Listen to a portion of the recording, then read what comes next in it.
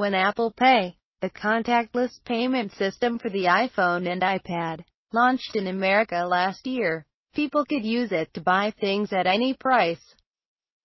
However, when it comes to the UK next month, many retailers will have a £20 limit on transactions. That's because most of the contactless terminals in the UK have been in use for months or years. In order to take contactless card payments, which have a £20 limit, it rises to £30 in September. The limit makes sense for contactless cards. You don't want someone who's got hold of your card to spend thousands of pounds, but seems less necessary for Apple Pay, which is activated by an iPhone reading the user's fingerprint, or an Apple Watch connected to an iPhone.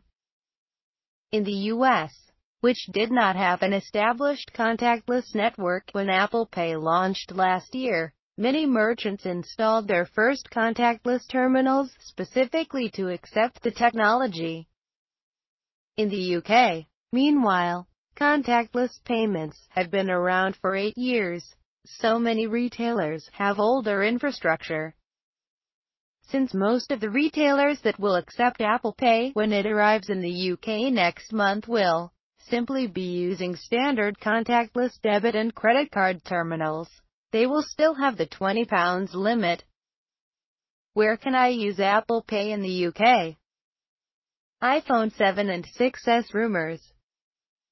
Apple Pay, an attack on cash as we know it.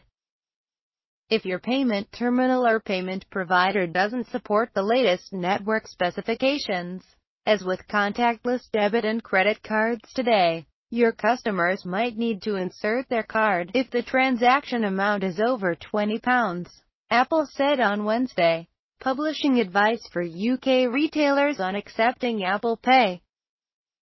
To accept Apple Pay for transactions over £20, your payment terminal must be capable and configured properly, and your payment provider needs to support the latest network contactless specifications.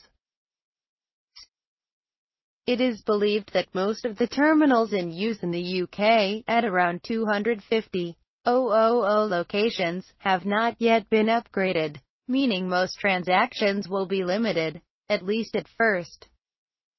The update is a software issue though. So many retailers will be able to accept Apple Pay transactions of over £20 without an expensive refit.